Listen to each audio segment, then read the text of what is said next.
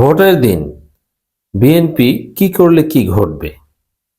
Doctor Yunus সরকার, জামাত, NCP কিংবা জামাত জোট কি করবে? সব কিছু রেডি, সব হিসাব ক্লিয়ার, সমস্ত প্রস্তুতি সম্পন্ন। আপনি শুনলে অবাক হবেন যে কি ঘটবে। দর্শক, বাংলাদেশের রাজনীতিতে এখন একটাই অনিশ্চয়তা, বিএনপি ভোটের দিন ভোট চুরি করে কিনা, ভোট ডাকাতি করে কিনা। কেন্দ্র দখল থেকে শুরু করে বিএনপির রক্ত মাংসে যে অনিয়ম মিশে আছে, এটা তারা করে কিনা। তো সেখানে যদি তারা করে, তাহলে ইউনূস সরকার কি করবে আর জামাত, শিবির, এনসিপি কি করবে, সব রেডি। দর্শক, হিসাব সোজা।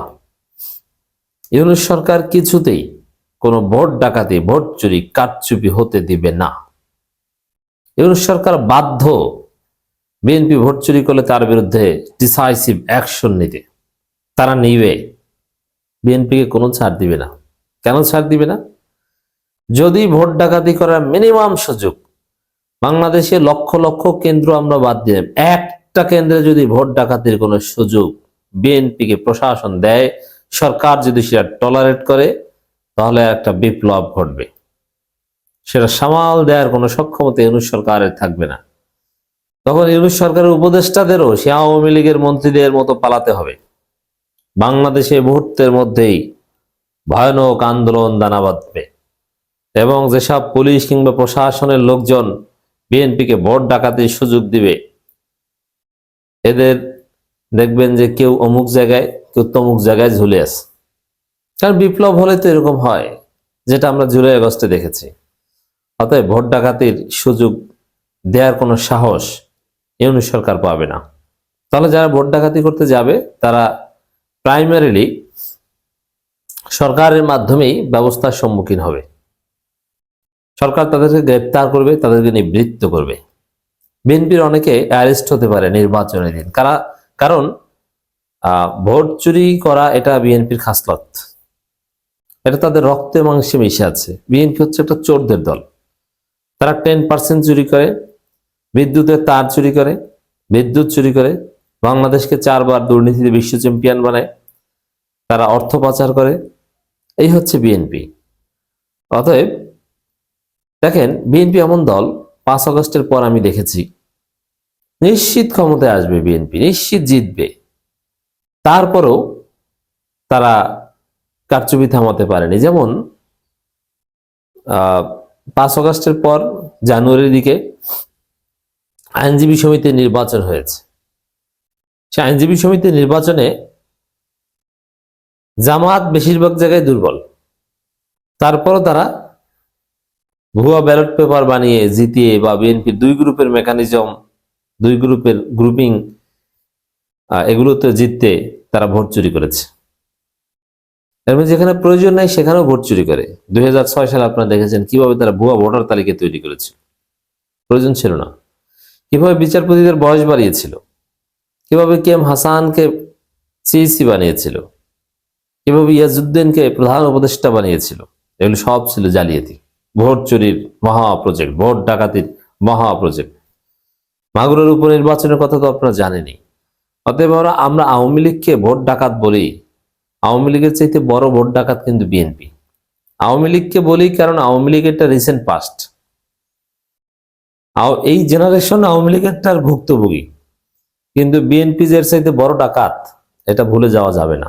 এই সম্ভাব্য ভোট ডাকাত অতীতে করেছে এবং সামনের নির্বাচনে ভোট ডাকাত হচ্ছে সম্ভাব্য ভোট ডাকাত BNP.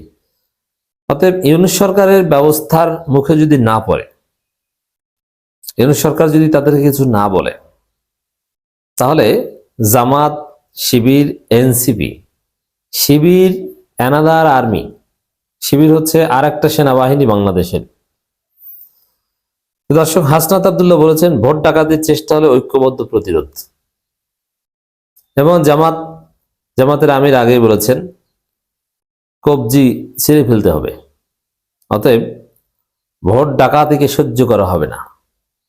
On the other hand, আপনি হাসি পাবে আপনি শুনলে এবং অবাক হবেন যে বিএনপির হাইকমান্ড সন্দেহ করছে যে ভোটে কারচুপি হতে পারে। এখন জামাত ভোট কারচুপি করবে, এটা শয়তানও বিশ্বাস করবে না। তাহলে এটা কেন বলছে? কারণ বিএনপি ভোটে হারবে, হারার পরে বলবে কারচুপি হয়েছে, হারার পরে বলবে যে জামাতকে আমেরিকা ক্ষমতা এনে দিয়েছে, যেরকম ডাকসুর ক্ষেত্রে বলেছিল।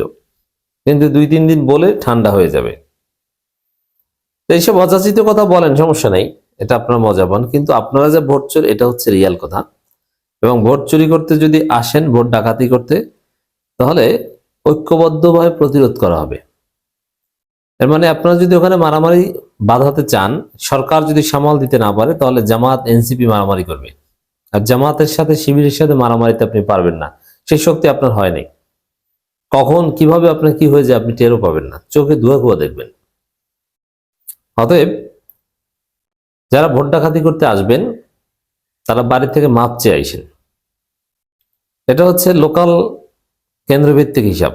জামাত প্রত্যেক কেন্দ্রে লোক রেডি রাখবে। মারামারি বাদলে কি করতে হবে, আশেপাশের বাড়িতে বা বিভিন্ন জায়গায় লাঠি ছোটাও জমা থাকবে। অর্থাৎ ফাজলামি করতে আসবেন না, নাম্বার 1। দ্বিতীয় হচ্ছে, যদি অনেক জায়গায় বিএনপি এভাবে ভোট ডাকাতি করতে পারে সাকসেসফুলি, তাহলে নির্বাচন শেষ হওয়ার পর ফলাফল ঘোষণার আগেই ওই নির্বাচন বাতিলের দাবিতে আন্দোলন হবে।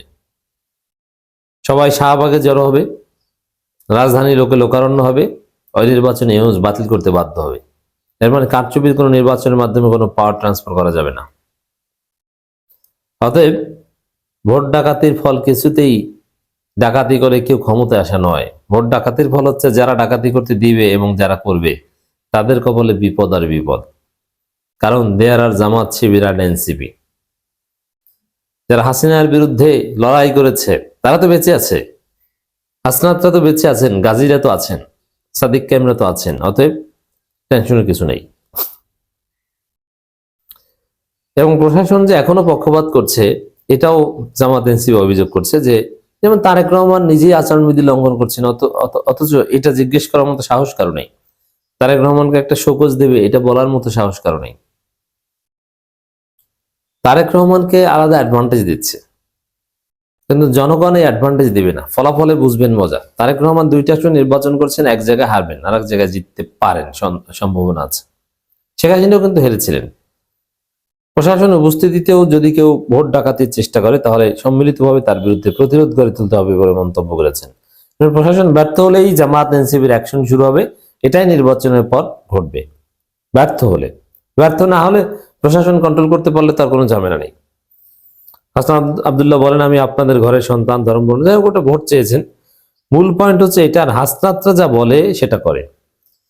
আর কোনো কথা বলে সেটা বাস্তবায়ন করার মতো যদি কেউ থেকে থাকে হ্যাডামওয়ালা, তাহলে বর্তমানে এখন হাসনাত আব্দুল্লাহরাই আছে। অতএব বিএনপির ভোট চুরির কোনো সুযোগ থাকবে না। সবাই আত্মবিশ্বাসের সাথে দাঁড়িপাল্লা শাপলা গলিতে ভোট দিয়ে আসবেন।